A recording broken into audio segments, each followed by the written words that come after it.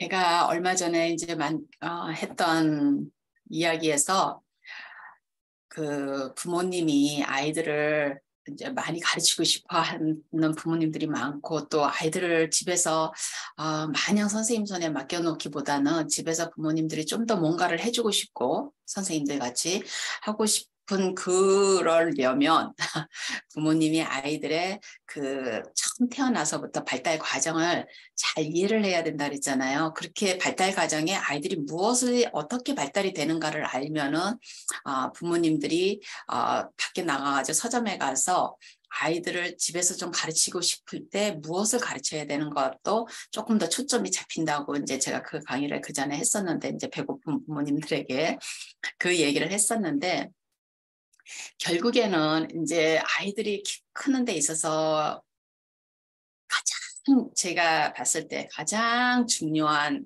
뭐 모든 사람들이 다 어그리하는 부분이지만은 가장 중요한 이 타이밍이 태어나자마자부터 만 6살 말까지. 그러면 딱 요 만 6살 말 7살까지가 피아제가 얘기했던 인지 발달 첫 번째 뇌 인지 발달의 단계 중에서 첫 번째 2단계인 거예요.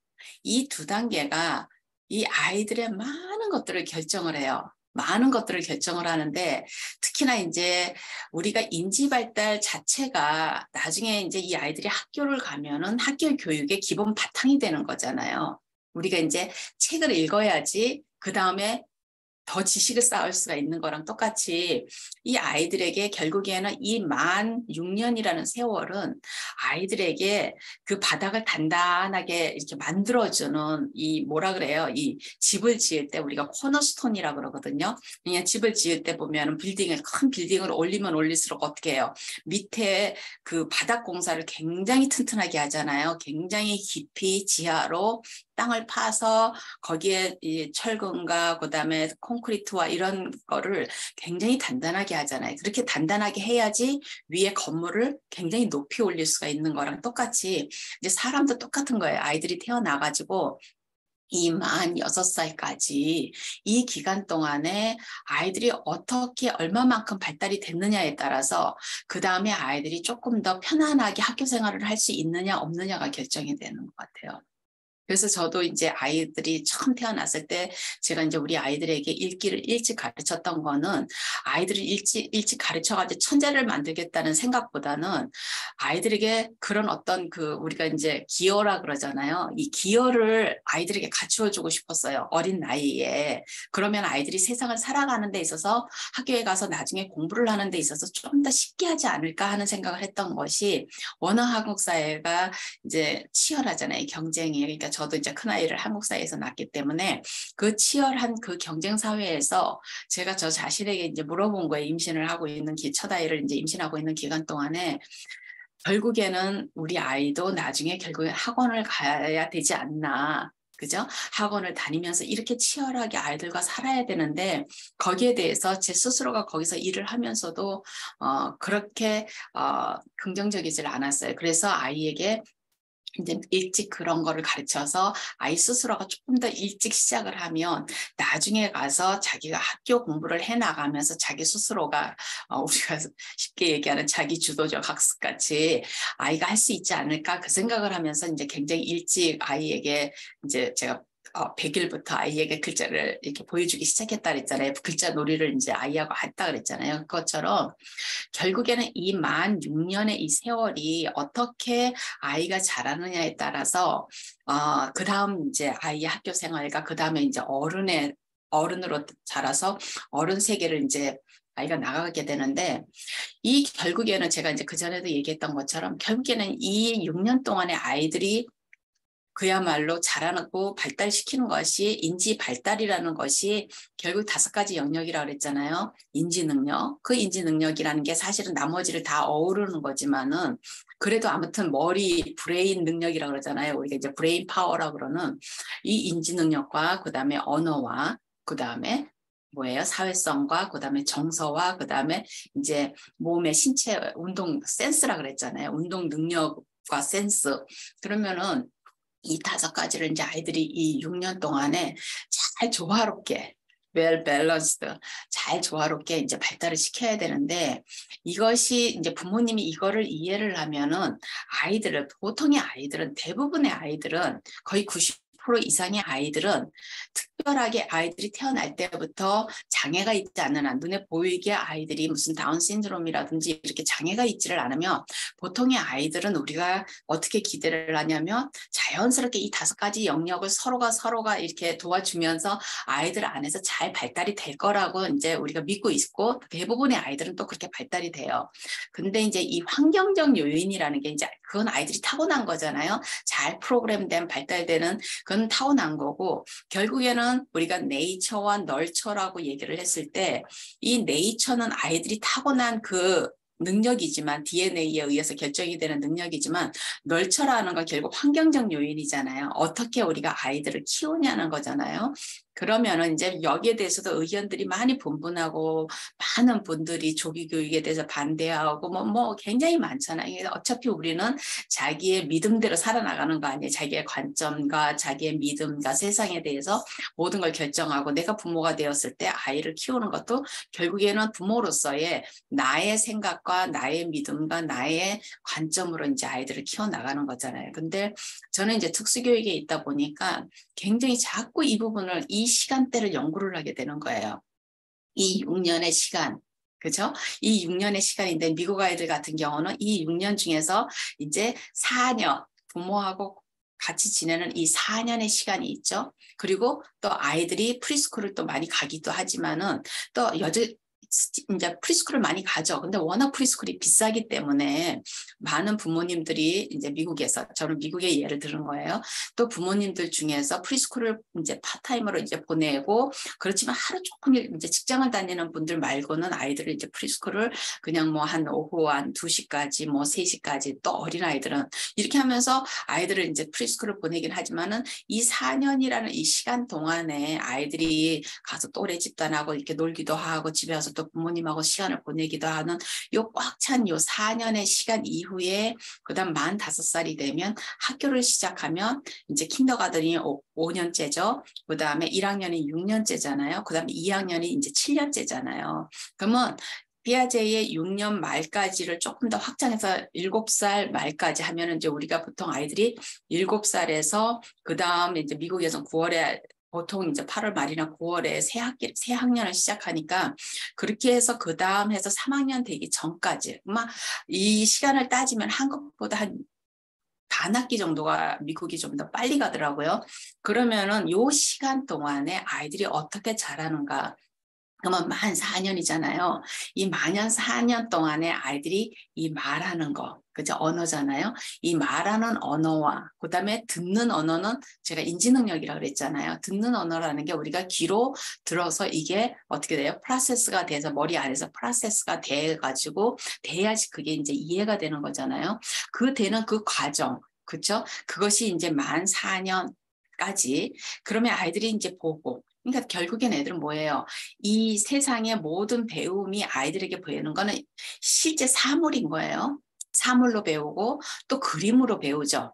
뭐 어딜 가도 그림은 항상 있잖아요. 그다음에 또 부모님이 동화책을 읽어줘도 거기에 이제 뭐 거의 뭐 책 전체가 거의 80% 이상이 그림으로 꽉 차 있는 이제 동화책을 부모님들이 읽어주고 그러면서 제가 이제 그 전에 만들었던 것 중에서도 그 동화책부터 제가 이제 얘기한 게 있거든요. 동화책의 그 글자와 그림의 이제 배율에 대해서 그래서 처음에는 한 글자 그 단어잖아요. 명사. 그거와 그림이 전체인 동화책서부터 시작해가지고 점점 해서 글자 수가 많아지고 그다음에 글자의 크기가 작아지고 이렇게 하면서 이제 서서히 해서 만 6살이나 7살이 되면 아이들이 이제 챕터북으로 넘어간다 그랬잖아요. 그럼 챕터북이라는 건 뭐예요? 그림은 하나도 없고 글자로 가득 찬 그 챕터북으로 넘어간다 그랬잖아요. 그러면 결국에 만 4년 동안에 물론 이것이 만 4년만 가는 건 아니에요. 보통의 아이들이 7살에서 완전히 글자를 마스터해서 글자 읽기가 끝나가지고 글자를 아주 불편하지 않게 아이들이 줄줄줄줄 읽을 정도가 되면 이제 문자의 세계로 들어가잖아요. 문자로 보여주는 문자의 학습이 시작이 되는 이 시간이 되기 전까지의 이 시간은 이제 그림이란 말이에요. 그림이고 사물이고 실제 사물이고 결국에는 그림과 사물이 어떻게 돼요? 이것이 이제 아이들의 이해력의 바탕이 되는 거잖아요. 이해력의 바탕이 되고 또 그 이해력 속에는 아이들이 이 듣기, 그죠? 어디터리 프로세싱이라는 이 듣기의 바탕이 된단 말이에요. 그러면 아이들이 처음에는 이 펜 하나를 보고도 이게 펜이야 이렇게 하지만은 그 다음에 말로 언어로 그죠? 버벌 랭귀지잖아요. 펜, 그러면 아이들이 이 그림을 떠올려야 된단 말이에요. 이 펜이라고 생긴 이 그림을 떠올려서 처음에는 엄마가 보여준, 아빠가 보여준 이 펜만 펜이지만은 나중에 가면 아이들이 그 펜의 다양성이 있으면 그 펜에서 메인 ธี임이 있잖아요. 아, 요거는 펜, 지우개가 없는 건 펜, 지우개가 있는 건 연필, 뭐 이렇게 해서 이제 아이들이 카테고라이즈를 이제 하기 시작한단 말이에요. 그렇게 해서 아이들이 이제 배우면 그 배움이고 학교를 만 5살에 시작하면 그 만 5살부터 이제 미국을 기준으로 만 5살부터 그 7살까지 그 3년의 기간 안이 이게 오버랩이 되는 기간인 거예요. 그림과 실제 사물, 그죠? 피지컬 인바이러먼트잖아요. 물리적 환경에서 아이들이 배운 것들이 이제 만 5살이 되면서 공교육이 시작이 되면서 그죠? 아이들이 이제 글자를 시작한단 말이에요. 이게 영어로 얘기하면 이제 사운드부터 시작해서 그럼 뭐예요? 그동안에는 이 말의 버벌 랭귀지로 말로 들었던 그 언어들을 실제적으로 뭘로 보는 거예요? 기호화한 리튼 랭귀지로 이제 보기 시작해서 그 리튼 랭귀지 읽는 법을 배우고 쓰는 법을 배우는 거잖아요. 그죠? 그게 이제 만 5살부터 이제 시작이 된단 말이에요. 그러면 3년 안에 그것이 끝나야 되는 거예요. 그러면 그게 끝난다고 해서 버캐브러리가 다 끝나는 게 아니라 최소한 아이들이 보면서 웬만한 고학년의 책을 읽을 수 있고 그다음에 자기가 선생님이 불러주면 받아 적을 수 있고 이제 스펠링이잖아요. 받아 적을 수 있고 그 훈련이 만 7살까지 이제 되는 거예요. 그러면은 요거는 트랜지션 기간인 거예요. 그림과 그다음에 실제 물리적인 환경 속에서 실제 사물을 보면서 이름 만들기를 하고 행동을 하면 그 행동에 이름을 붙이고 우리가 뛰면은 달리기를 한다고 그러고 걸으면은 워킹을 한다 그러고 이렇게 하던 것들이 이제 글자로 대체되는 그 트랜지션 기간이 3년인 거예요. 그래서 미국에서는 무조건 2학년 말까지는 아이들이 읽기가 끝나고 2학년 말까지는 아이들이 그림이 없어도 챕터북으로 넘어가야 되는 기간인 거예요. 그래야지 이제 3학년부터는 본격적으로 뭐가 돼요? 지식의 러닝이 시작이 되는 게 이제 3학년부터란 말이에요. 그러면 지식의 러닝, 지식의 세계로 이제 들어가는 거예요. 그러면은 그동안에 사물에서만 봤던, 이미 유한하잖아요. 왜냐하면, 이 내 몸이 있는 곳에 내 눈이 보이는 것만 배우게 되는 거예요. 내 몸이 있는 곳. 그죠? 이 실제 사물을 보고 배우는 거는 내 몸이 있는 거. 그러면 옛날에 일반인들에게 문자 교육이 허용되지 않았던 그 시절. 그죠? 학교가 없었던 그 시절.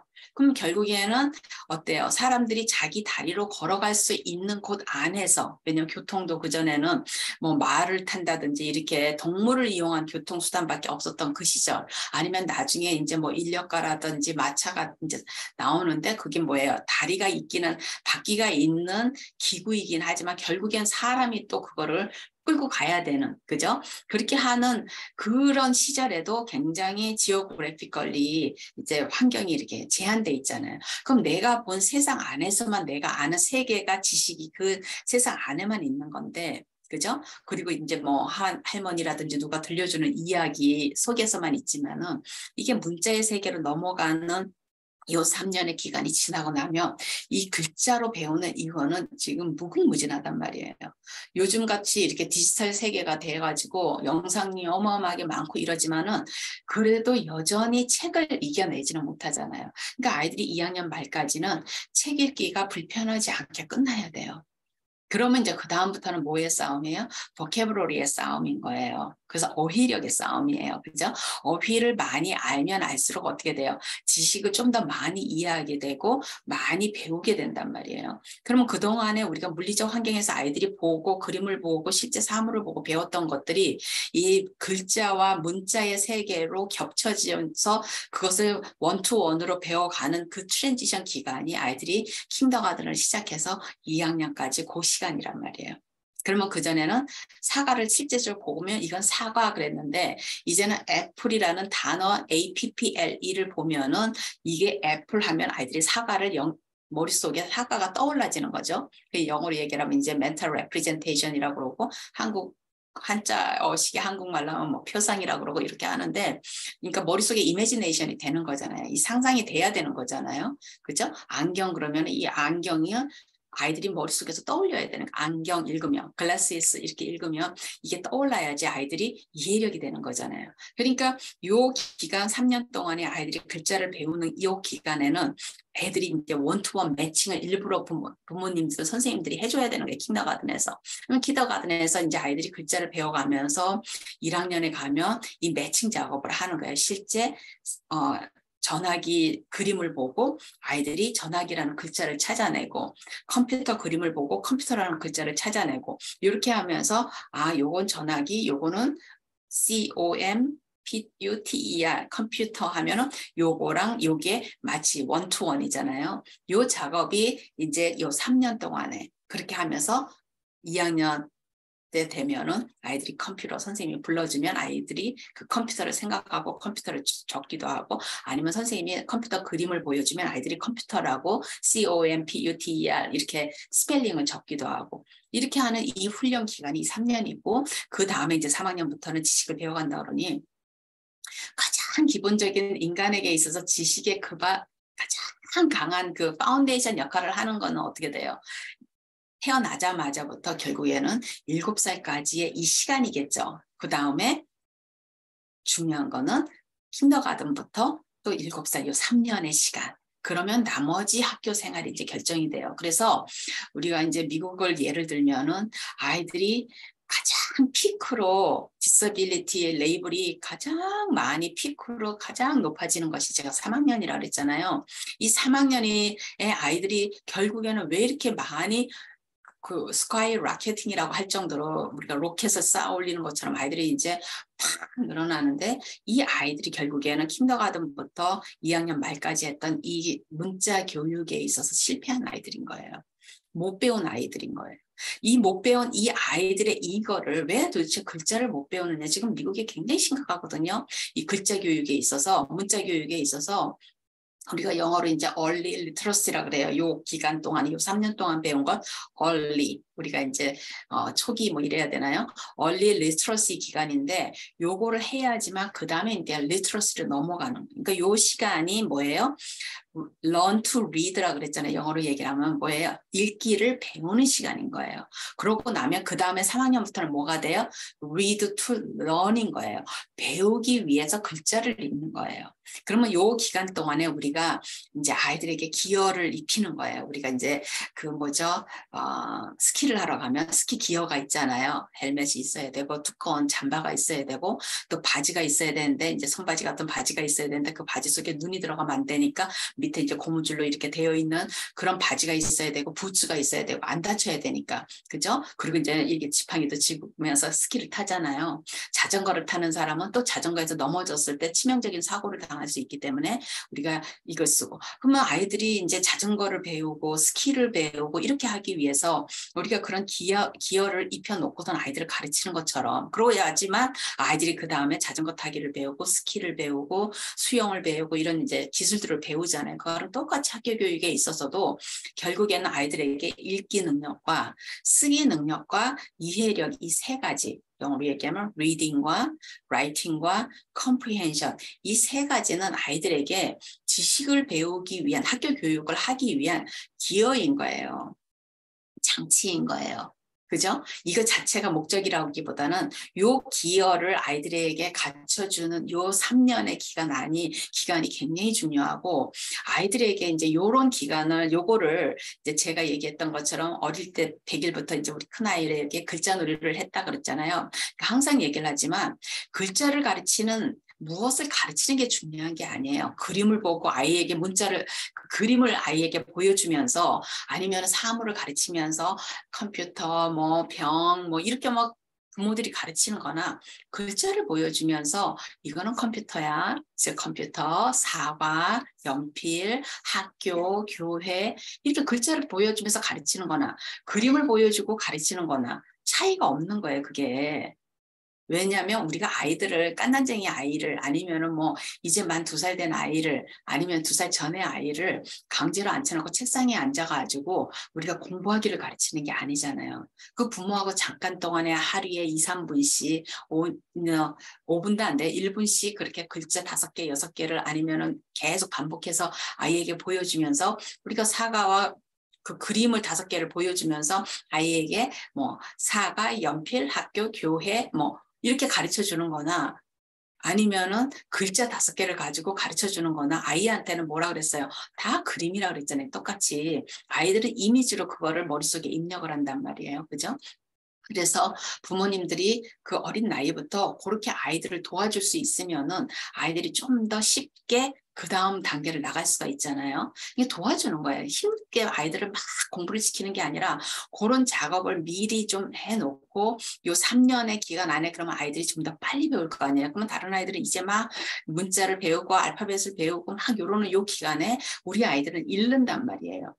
그만큼 시간이 예를 들어서 3살부터 아이가 읽기를 하면 어때요? 문자 세우게 우리가 9살부터 시작할 지식의 세계를 아이가 좀 더 일찍 들어가는 거잖아요.